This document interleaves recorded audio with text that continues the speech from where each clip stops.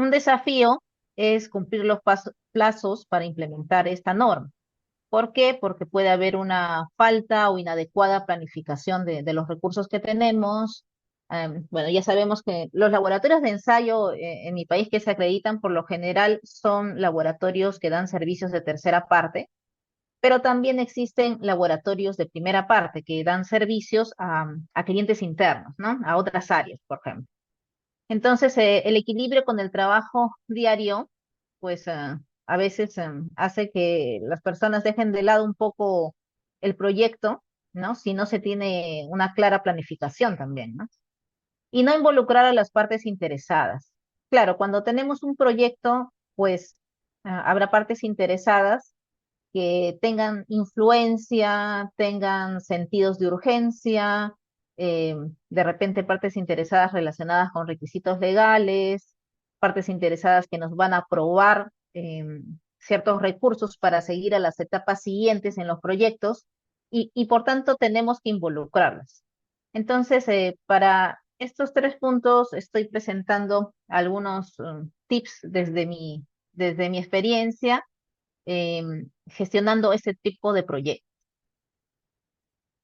Entonces, lo primero en un laboratorio de ensayo es definir el alcance, ¿no? Es muy importante, ¿no? Para nosotros estar seguros que podemos cumplir un plazo, ¿no? De pronto nos dicen, este año que viene, este 2025, nosotros queremos implementar esta norma, ¿no? Pero para asegurar que se puede hacer en ese tiempo o de repente requerimos más plazo, hay que definir el alcance. ¿Con qué vamos en el laboratorio de ensayo?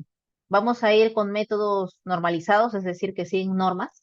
¿O vamos a validarlos? Validar un método, los que han estado de pronto en el rubro o han visto laboratorios de ensayo, eh, trabajan también con métodos que no siguen estándares, ¿no? Y los validan. Y esa validación tiene que ser muy robusta y por tanto se hace por pruebas, hay bastante investigación y se necesita pues definir bien, definir bien cuánto tiempo nos va a tomar esto, ¿no? ¿A qué matrices aplicamos? Es decir, los productos que vamos a ensayar. Si somos, por ejemplo, un laboratorio de primera parte, seguramente esto esté bien definido, ¿no? Porque, digamos, el cliente interno puede ser eh, el área, el área, por ejemplo, comercial o de repente el área de producción y el laboratorio hace un aseguramiento, un control de calidad y ya sabe a qué producto va a hacer esos ensayos, esos test, ¿no? Pero si es un laboratorio de tercera parte, la definición de a qué productos o a qué matrices va a hacer estos ensayos depende mucho de la investigación del mercado que haya hecho, ¿no? Porque de repente yo, pues, voy a implementar unos métodos de ensayo y los voy a acreditar ante un organismo acreditador, ¿no? Y esto nadie me lo va a comprar, ¿no? Hay que definir eso. El ensayo, tenemos que definir si solo vamos a hacer el ensayo, nosotros también vamos a ir a tomar las muestras, ¿no? Si es así, pues obviamente tendremos que asignar tiempos adicionales, ¿no? Vamos a declarar conformidad. Esta norma 17025 nos da una opción de declarar conformidad teniendo en cuenta los resultados del ensayo y la variación que está asociada, que se llama incertidumbre. Entonces, si lo hacemos, necesitamos pasos adicionales, ¿no? Saber las sedes, ¿no? Esto es importante para cualquier proyecto, no solo de esta norma, sino también de otros sistemas de gestión. ¿Dónde está, por ejemplo, la sede productiva, en este caso el laboratorio, y dónde se encuentran los procesos de soporte? Porque de repente yo tengo este proyecto interno de implementar este estándar y de repente las oficinas están, no sé, a 30 kilómetros, ¿no? Y pues tendré que ver ahí los mecanismos o los recursos que necesito para que sea ágil la comunicación, de repente a través de medios remotos, o si no se puede, pues tener en cuenta estos traslados, ¿no? Este tiempo del traslado en mi proyecto, ¿no? ¿Y cuánto personal que hace los análisis se va a autorizar? El proceso de autorización es un proceso algo complejo en este tipo de normas porque hay que demostrar la competencia, evaluar la competencia del personal y parte desde etapas, desde el entrenamiento básico, ¿no? Que incluye pues la parte teórica y la parte práctica, incluye que trabaje bajo una supervisión todavía, ¿no? Antes de, digamos, soltarlo al ruedo al analista y ver ahí sus competencias y evaluar luego sus competencias, pero no se evalúa desde una mirada subjetiva, sino se hace evaluaciones de sus resultados, ¿no? Evaluaciones estadísticas para darle la autorización, confirmar que es competente. Entonces, si yo tengo más personal, obviamente me tomará más tiempo para los plazos, ¿no? Otro punto es definir el EDT. ¿Qué es el EDT? En, en gestión de proyectos, es importante no solamente tener el plan macro, digamos que de repente tiene un montón de pestañas en el Excel o está de repente en un project management o etcétera, ¿no? Pero debemos definir una visión macro, ¿no? Para que todos los involucrados en el proyecto vean qué fases tenemos del proyecto, ¿no? Y hay que desglosarla. El EDT es la estructura desglosada del trabajo o del proyecto. Entonces, lo que puedo hacer, acá les traje un EDT de un caso real, es definir los entregables. O sea, trabajemos por entregables, ¿no? Es decir, trabajamos por resultados. No, si bien es cierto, em, los, digamos, planes para implementar se hacen en base a las normas, ¿no? Ya sea de sistemas de gestión o de estas normas de competencia. Entonces, a veces agarramos la norma y decimos, ah, ya 4.1 pide esto, 4.2 pide el otro. No sé, pues y así, requisito por requisito vamos viendo, pero hay que enfocarnos en los resultados. Entonces, como cuando se trabaja en este tipo de proyectos, no solamente está la persona técnica, ¿no? Sino tenemos que tener en cuenta que vamos a trabajar con un equipo. Entonces, el equipo tiene que estar informado, ¿no? Y lo que yo sugiero es, por ejemplo, aplicar esta, esta técnica que viene de una gestión de proyecto en definir qué es lo que vamos a hacer, por ejemplo, en la parte superior y podemos desglosarlo por fases, ¿no? Y en las fases, no debemos olvidar que siempre va a haber una planificación, una implementación, pero no olvidarnos que también dentro de estas actividades hay una gestión del proyecto, ¿no? Porque a veces nosotros, en los proyectos, y lo digo por experiencia también interna, nos dicen, tienes este proyecto, ¿no? Y tienes que lograr ese reconocimiento, esa acreditación. Entonces, trabajamos de repente un poco a la loca o agarrando solamente la norma. Tenemos que ordenarnos. Entonces, para que todos los del proyecto, el equipo del proyecto pueda ver cómo vamos en forma global, hay que definir los entregables básicos, ¿no? Y podemos hacerlo poniéndolo acá como sustantivos, no son tareas, ojo. Y luego esto se puede desglosar ya, ¿no? O sea, por ejemplo, ¿no? Si yo tengo que hacer no sé, por decir algo, los procedimientos técnicos o los procedimientos de los procesos, esto se convierte en un entregable que lo voy a desglosar, ¿no? Lo voy a gestionar individualmente y va a tener también su propio alcance, su propio objetivo, sus plazos, sus costos, sus recursos, sus riesgos.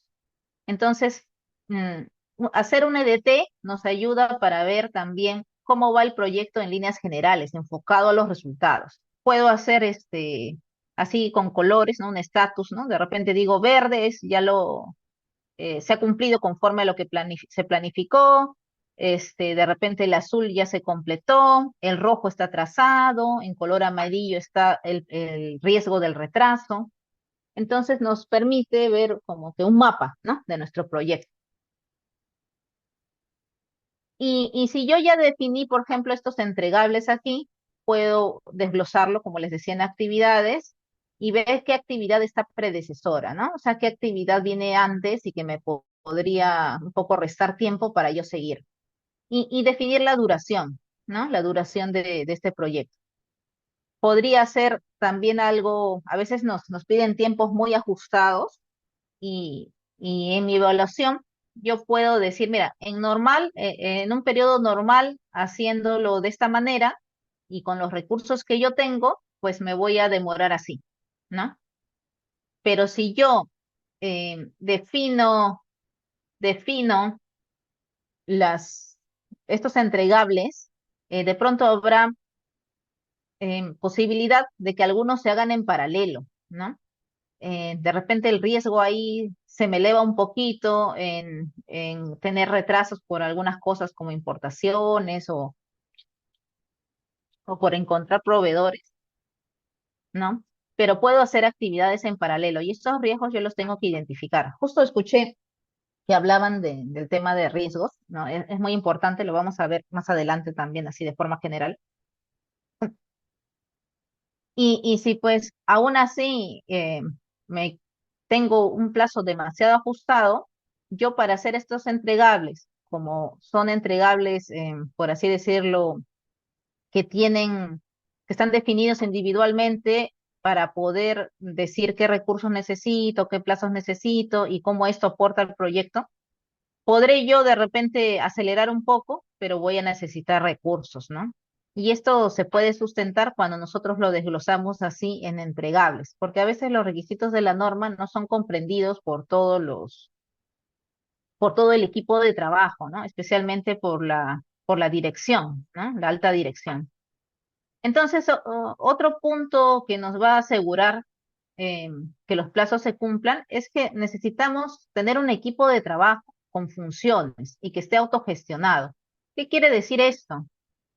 Quiere decir que siempre debemos involucrar en nuestro equipo de trabajo eh, personal, uno, el sponsor o patrocinador del proyecto es quien nos va a aprobar los recursos, o sea, no debemos dejarlo de lado solamente como una persona a la cual le vamos a decir si conseguimos o no el proyecto, el objetivo del proyecto, ¿no? Como implementar este estándar, ¿no? Sino debemos involucrarlo y podemos definir un equipo de trabajo como este. Un jefe de proyecto que vamos a ver que va a necesitar también ciertas habilidades y obviamente un proyecto como este necesita tener personal que tenga ciertas habilidades. Entonces, yo tendré que definir cuáles son las habilidades necesarias para el líder del proyecto, ¿no? Porque el gerente general, si bien es cierto que va a dar recursos, por lo general lo tenemos que tener constantemente informado, ¿no? Para que sepa que, por así decirlo, su inversión está siendo adecuadamente invertida, ¿no? Y cumpliendo los plazos, ¿no? El jefe de proyecto, y bueno, tendremos otro equipo que la idea de formar este equipo es que tengamos un representante o un dueño de proceso no solamente de la parte operativa, que viene a ser el laboratorio, sino de los otros procesos que pues nos van a apoyar para poder cumplir nuestros plazos, ¿no? Logística o compras nos va a apoyar para poder de repente importar o comprar algo que necesitamos en tiempo para poder usarlo. La parte comercial, que de pronto también nos puede apoyar al momento que ya el proyecto está en la fase final y necesitamos, digamos, ofrecer el servicio, ¿no? Porque estamos en en la implementación de la norma, pero obviamente hay requisitos también para ofrecer a los clientes, ¿no? No es que les vamos a ofrecer nuestros servicios de ensayo de manera deliberada, ¿no? Hay unos lineamientos en esa norma 17025 para ello. Recursos humanos, porque nos va a dar el personal que necesitamos, ¿no? Con las competencias que necesitamos. Y un gestor de calidad para este tipo de estándar es muy necesario, ¿no? Bueno, se puede llamar de otra manera, pero nos va a ayudar con el conocimiento que tiene sobre los requisitos de esta norma, por ejemplo, ¿no? Ahora, equipo autogestionado, ¿qué quiere decir? Me voy a saltar un poquito. El equipo autogestionado es aquel que tiene claro los objetivos y también las habilidades y la información necesaria. Y tiene recursos con ciertas restricciones, pero puede gestionar, ¿no? Entonces, después vamos a ver eso. Solamente quería aclararlo. Entonces, si vamos a definir el equipo, importante es también definir, em, podremos hacerlo con esta matriz o no, las responsabilidades, ¿no? Y quiénes son nuestros aprobadores. ¿Por qué es importante? Porque obviamente en un proyecto siempre hay aprobaciones, ya sea de recursos, de cotizaciones, no sé, pues de los procedimientos también. He trabajado con algunas empresas que aprobar un procedimiento a veces podía tomar mucho tiempo, ¿no? y pues necesitábamos tener claro quién era el aprobador, ¿no? Y también, pues, ¿por qué no involucrarlo en el equipo de trabajo, ¿no? Para que tenga un sentido también de pertenencia de este proyecto, ¿no? Quién va a ser consultado y quién va a ser informado sobre estos entregables y las actividades, ¿no? Si se dan cuenta, me sigo enfocando en los entregables, me sigo enfocando en los resultados. Em, Eso es importante, ¿no? Es importante para poder lograr lo que queremos, ¿no? Otro tema importante que también podría afectar nuestros plazos si debemos gestionar son los interesados, ¿no? Ahí está, gestionar los interesados o partes interesadas, como le llaman en algunos sistemas de gestión. Si bien es cierto en nuestra norma ISO/IEC 17025, por ser una norma de competencia, no es que se pida o solicite directamente gestionar o identificar partes interesadas, pero para cualquier proyecto es importante, así la norma o el proyecto tácitamente no lo diga, ¿no?